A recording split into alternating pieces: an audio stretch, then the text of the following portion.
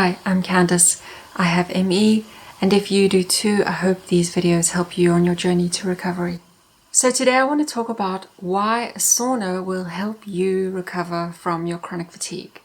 There are a couple of reasons, but I'm just going to touch on a few key issues that particularly pertain to chronic fatigue syndrome and why a sauna will help you get better. The first thing a sauna will do is make you sweat. And obviously when you've got chronic fatigue, you don't exercise, you can't exercise, you should not exercise.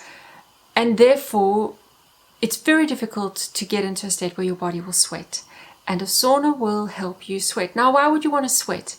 Sweating is your body's best way of eliminating toxins. And when I say best way, I mean it because it's the biggest organ of elimination. It's bigger than the kidneys, bigger than the liver. It's also the easiest way for your body to get rid of toxins, because your liver uses an enormous amount of energy, 27% of your body's energy at any given time. So it's working really, really hard, and your skin doesn't have to work quite as hard in order to get rid of toxins. Obviously also you've got a lot of skin, so you're going to be able to get rid of a lot of toxins when you sweat through it. Your body makes toxins just in its general normal housekeeping energy production. It's creating toxins all on its own, and you have elimination organs to get rid of those toxins. So obviously kidneys, your liver, your skin and your lungs are all eliminating toxins all the time, but they're just trying to deal with your body's toxins. Never mind the toxins that are coming in from your environment. The food you eat, the pesticides, chemicals, the stuff you put on your body, creams, toothpaste, shampoo, the air you breathe, the water you drink. There are tons of toxins in our world, and now our bodies have got to deal with this overload, and it is an overload, and it really can be a trigger point for ME people. Now, why are toxins so particularly bad for energy? Well, our mitochondria, the little chojos, the little organelles in our cells that produce energy, are very sensitive to toxins, and they have multiple chemical reactions within them, inside the mitochondria, that create energy. I mean, there are literally hundreds of steps in the process in order for your body to turn glucose into ATP, which is basically the energy currency of your body. And at each one of those steps, toxins can inhibit that process. So getting rid of toxins within the mitochondria and within the cell can really help your body create more energy. Toxins can even damage cells and mitochondria to the extent where mitochondria go into mitophagy, which is basically suicide. They recycle themselves. Now, that can be a good thing if you've got damaged mitochondria. You do want to get rid of those damaged mitochondria, but you don't want to go and voluntarily damage mitochondria by having too many toxins in them. So to get rid of toxins is really the first step in protecting your mitochondria from damage, protecting them so that they can create more energy for you. The second sweet reason why you want to sauna is that it invokes the parasympathetic nervous system.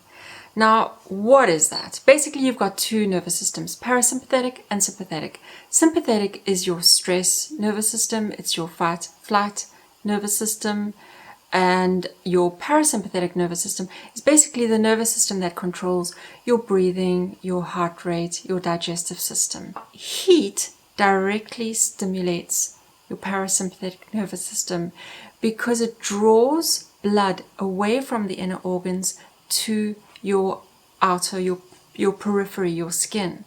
And that in itself invokes the parasympathetic nervous system. Also, the act of sweating invokes the parasympathetic nervous system because it is a parasympathetic function of the body to sweat. You don't think, oh, I'm a sweat now, although you can, and your body probably will sweat, but you sweat without consciously inducing it. So therefore, it's a parasympathetic nervous function. And by sweating, you're invoking that nervous system. Now, why do you want to invoke the parasympathetic nervous system? Well, it's deeply calming. It brings you back to your senses, back to a state of calm, de-stress. It invokes deep sleep.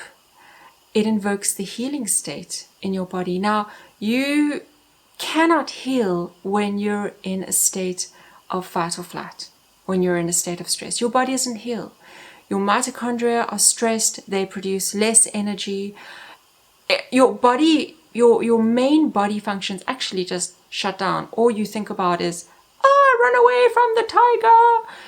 So you're not in a healing state. And when you've got ME, you want to be in a healing state for as much of the day and the night as possible.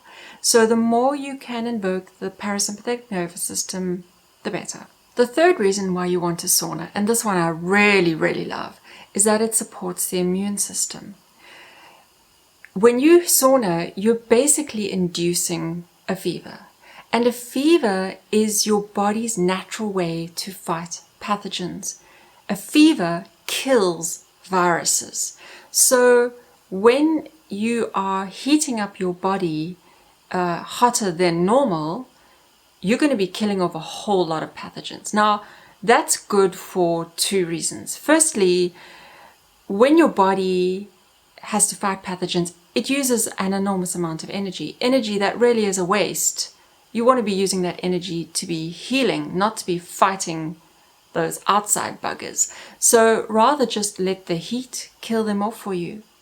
The second reason is, well, it's just so damn cool to not get sick. When my sons come home from school, from varsity, from work, they have a whole lot of bugs that they bring with them, and they get sick, they get flu, they get stomach bugs, and I don't. And that's like really, really cool. I mean, it just helps you so much with your energy levels. The fourth reason you want to sauna is to invoke a state called hormesis, where your body goes under a small amount of stress, but it's a healthy stress. It's kind of like exercise for a healthy person. It's good for you, but it's also a little bit of a stress. And the reason why it's good for you is that it does a couple of things in your body. Firstly, it makes your body make more mitochondria, which is great because mitochondria make energy. It also makes your mitochondria grow bigger, also plus on the energy side. And then there are two things, one called autophagy, the other is mitophagy, which is basically when your body eats up any diseased part of itself and recycles those raw materials to create new cells. So autophagy means auto, self, phagy, eat. Autophagy, it eats itself. Mitophagy is mitochondria, mito, phagy, the mitochondria eats itself, or basically the mitochondria gets recycled in order for those raw materials to make new, happy, healthy mitochondria. So there are a couple of other reasons why a sauna is really good for you if you have chronic fatigue syndrome. The one is that it helps improve your brain. The heat invokes a brain growth hormone, which is fabulous. The heat also makes your body make more red blood cells, which is great for carrying oxygen to your body. Oxygen is part of the energy process. Fabulous. The heat will also reduce inflammation and pain associated with fibromyalgia, and the heat will induce your body to release beta endorphins, which is going to improve your mood. So there are a lot of great reasons why you want to sauna. Perhaps you're convinced you're going to go in sauna. The next question is how?